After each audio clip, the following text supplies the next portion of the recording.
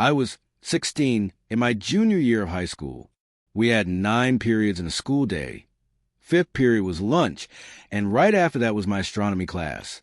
My astronomy class was held in one of the 2 basement classrooms of the school. The building itself was huge with 3 floors, but even that wasn't enough to fit all the classes.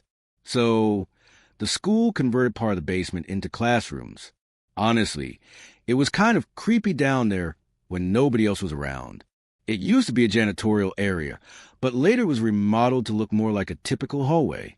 Still, there were no intercoms or loudspeakers in the basement, which meant no classes were scheduled there during first period when the morning announcements were made.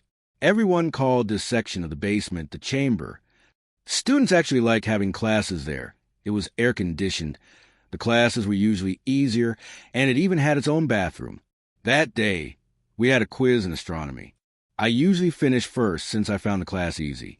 After I handed in my quiz, I texted my friend JJ, who was in the other basement classroom, and told him to meet me in the bathroom because I was bored. He agreed, and a few seconds later he came in. We were messing around for a bit when JJ checked his phone. He told me someone texted him saying the school was going on lockdown. We looked at each other and grinned. Neither of our teachers knew we had left class, which meant we basically had free roam of the school during the lockdown. We decided to sneak upstairs and wander the hallways just for fun. The worst-case scenario, we thought, was that we could just explain how we hadn't heard the announcements in the basement. But when we opened the door to the main floor, we immediately noticed all the hallway lights were off. It was almost pitch black, except for the faint light pouring in through the lobby doors. That was unusual.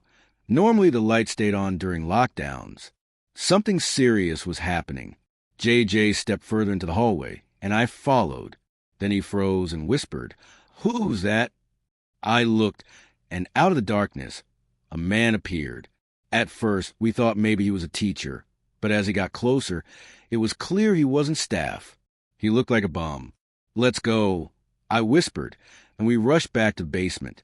Whoever he was, he definitely saw us. Both classroom doors were shut, so to avoid drawing attention, we ducked into the bathroom. I switched off the light, and we hid in the corner stall. It was dead silent, no ventilation, no heaters, nothing. Just me and JJ's breathing and the occasional drip from the sink. Suddenly, the bathroom door opened. Light from the hallway spilled in for a moment. Then the door shut again, plunging us into darkness. We heard footsteps approaching our stall. Then, heavy breathing, like the person was out of breath. My heart was racing. JJ leaned close and whispered, "We have to crawl out through the other stalls." Even though he whispered, in that silence it was loud enough for the person to hear. The breathing stopped. A second later, the stall door rattled as the man tried to push it open. "Go now!" I whispered. We crawled under the stall dividers, moving from one stall to the next until we reached the other side of the bathroom. Just then, the man started banging violently on the stall door we had been in. JJ and I jumped up, flung open the bathroom door, and were hit with the hallway light again. That's when we saw him clearly. It was the same man from upstairs. He stood in the corner, watching us. We sprinted to JJ's classroom and pounded on the door.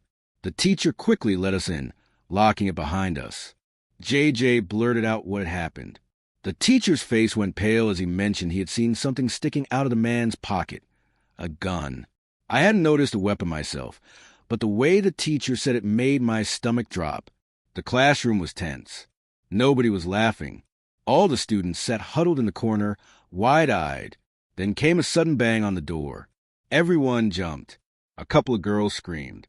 The man was standing right outside, peering through the small window, while yanking at the doorknob. After a few tries and a couple more loud bangs, he stormed off down the hallway and back up the stairs. We stayed locked in that room for over an hour, barely speaking except for the teacher asking JJ and me quiet, worried questions. Eventually, an announcement came that we should evacuate. We walked upstairs single file and out of the building, where police were waiting. JJ and I did our best to describe the man to the cops and the dean. One officer patted me on the back before sending us home.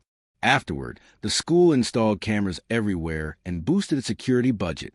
The whole incident never made the news, so we never found out if the police caught the guy. To this day, I'm convinced that man's only intention was to kill us in that bathroom stall. I'm a retired New Jersey police officer. Throughout my 20 years on the force, the most disturbing call I ever received was for a school lockdown at a nearby middle school. I'll leave out the name for legal reasons. It happened on a stormy, dark day. My car number was called over the radio to respond to a report of a suspicious man. He had been seen stepping out of a white van parked behind the school and entering through the back door near the boys' locker room. I pulled into the back parking lot right next to the van. Nobody was inside. All the doors and the trunk were locked. I opened the red back door that led into the gym hallway by the locker rooms. The main lights had been shut off, so the inside of the school was completely dark. I unholstered my flashlight and used it to guide my way through the halls. When I reached the lobby, a woman from the front office quietly stepped out and whispered for me to check the boys' locker room, warning that the suspect might be armed. I radioed for backup and was assured that units were already en route. I went back toward the gym hallway and found the boys' locker room next to the exit. I pushed the door open slowly. Since there were no windows, the only light came from my flashlight. The room hummed with the sound of vent blowing air, but over that, I could hear faint scratching and soft metallic dings on the lockers. The noises always seemed to come from the opposite side of the room from where I stood. Protocol said I should announce myself as police, but truthfully, I was too scared. The tension was unbearable. With my flashlight in one hand and my gun in the other, I crept toward the far end of the locker room. Then bang! A locker door slammed shut from somewhere deeper inside. My heart nearly jumped out of my chest. I followed the noise and discovered it came from the adjoining football team's locker room. There was no separating door, just a wider section of lockers, each 3 times bigger than the ones in the main room. I finally forced myself to announce, "Police!" Almost immediately, I heard a muffled voice scream, "Help!" The sound was coming from inside one of the lockers. The boy inside pounded desperately on the door. Realizing a child was trapped in there made me feel sick. I reassured him I'd be right back, then called for backup again while sprinting outside to check the van. But the white van was gone. I cursed myself for not getting the plate number when I first arrived. Dispatch put out a bolo for a suspicious white van. I rushed back inside and instructed the staff at the front office to dismiss school for the day and to send someone with a master key to free the boy. Later, I learned that the suspect had held the boy at knife point, trying to force him quietly out to the van. The child had resisted, and the man cut his arm during the struggle. Somehow, the boy managed to lock himself inside one of the larger football lockers until I arrived. A week later, the suspect's van was spotted in a 7-Eleven parking lot, where he was finally arrested. While visiting Rowan University in New Jersey, a college I was considering, my family couldn't join me, so I stayed alone in a Hampton Inn. After the campus tour, I grabbed a bite at a nearby restaurant and returned to the hotel around 8 p.m., planning to go back to campus the next day. About an hour after I got to my room, a strange alarm started going off, and a bright white light began flashing from a corner of the ceiling. A recorded message started looping too, something like, "All Hampton Inn guests, please remain in your rooms. This is a lockdown." I'd never heard of a hotel lockdown before and didn't even know hotels had alarms like that. At first, I found it more weird than worrying. Eventually, the alarm sound faded, but the light kept flashing, and every 20 seconds or so the message would repeat.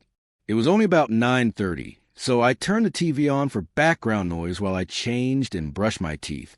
After shutting off the lights and crawling into bed, I watched for about half an hour, then turned the TV off. But the obnoxious bright light kept flashing and made falling asleep impossible. I started to think about calling the front desk to ask what was going on. Then the phone rang. I thought they'd tell me about the alarm and when it would stop, but the voice on the other end sounded terrified. She told me to stay calm and walk out the door. I asked what was happening. She said, quietly but urgently, that someone was in my room and to get out immediately. I dropped the phone and instinctively started searching the room. Part of me was irrationally curious to see if anyone was actually there. I checked under the bed, and in the bathroom. No one. Then I noticed a closet door next to the bathroom. It was a wooden sliding door, open just a tiny crack. Through that crack, I saw a face. At first, it didn't register. Then the door slid shut. That's when I panicked and ran out of the room. The front desk showed me security footage from an hour earlier. A sketchy-looking man wandered in the halls, apparently looking for a particular room. When he reached mine, he opened the door with a card he'd somehow obtained. I stayed while authorities arrived. They came out with a man in handcuffs. He was a shorter man, probably in his 40s. As they let him past me, he looked at me in a way that made me feel like he'd known me all along. It's terrifying to think he might have been watching me from that closet for more than an hour.